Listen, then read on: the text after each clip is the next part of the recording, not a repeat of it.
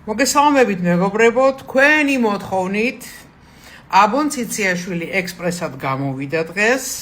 ჭიქა არ მაქვს, იმიტომ რომ ყავა უკვე დავლე და წყვილად ხო არ დავიჭერ ჭიქას და ვისაუბროთ იმის შესახებ, თუ რა მოხდა Global Summit-ზე, სადაც ჩვენი პირველი ლედი, დიდებული სახელისა და გვარის მატარებელი თამარ ბაგრატიონი მიიწვია მელანია ტრამპმა. მოდი ჯერ ვთქვათ ერთი რამე, რომ მელანია ტრამპს პირადად არ მიუწევია, ამას აკეთებს სპეციალური სამსახურები, ამას აკეთებს პროტოკოლი და მიიწვიეს ძალიან კაი გაყო მთელი დელეგაცია. აგერ ლაშხმა თქვა, რომ აავსო, ქები თუ აავსესო ჩვენი პირველი ლედიო, რა თქმა უნდა აავსებდნენ. ისე იცოდეთ ერთი რამე, რომ არასოდეს ამერიკელი არ დაქცინებს იმასთან დაკავშირებით, რომ შენ ამერიკელი არასოდეს დაგაბუნინგებს იმასთან დაკავშირებით, რომ შენ ძლივს ლაპარაკობ ინგლისურად, პირიქით გეტყვის, რომ oh you speak such a great English.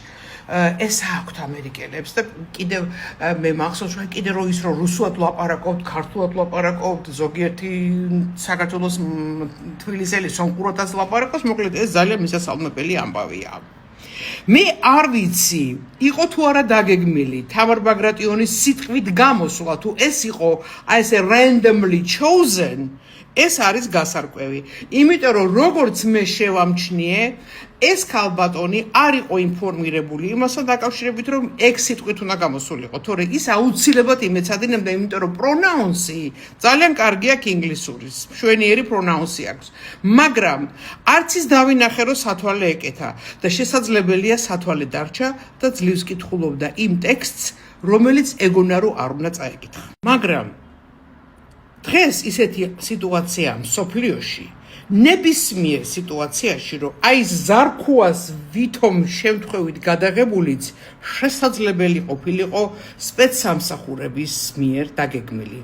დღეს აი სპეცსამსახურები როგორ არის, იცით, აი აისბერგივით არის, რასაც ხედავთ 10 იმდენი ქვემოთ არის და დღეს მთელი რიგი სამუშაოები მიდის მათზე, სპეციალურ სამსახურებზე. ამიტომ ჩვენ გამოვჩდით კიდევ ერთხელ სუსტები, დაუცველები, მოუმზადებლები, ცოტა სამარცხვინოებიც კიდევაც, ხო? მე თვითონ ქალის ბულინგი არ მსიამოვნებ, ნუ რა ვქნა, ადრე წონაზე აბულინგებდნენ და დავდე კიდევაც პოსტი და მომესივნენ. შენო რას რეებს წერო, აგერო, ისო ელენე ხოშტარია ციხეში გავშო, ეგეც 4 შვილის დედა არისო. ელენე ხოშტარია, პოლიტიკოსია, ქვადაკლდე ფოლადი ქალია. ხა მაგას შეაშინებს ციხი?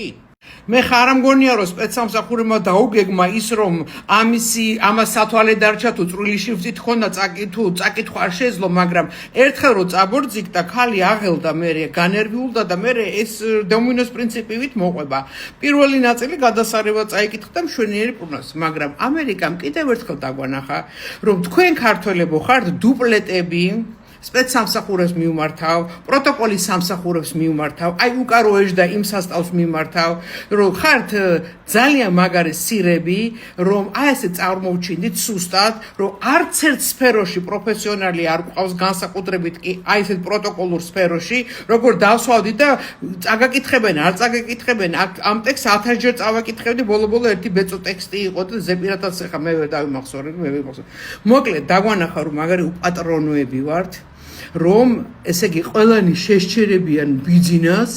აი მე ბიძინა მიცის, ბიძინა ლოცაკურთხევა გამოგვიგზანა, რა ვქნათ, როგორ ანერად. ყველგან არაპროფესიონალიზმია.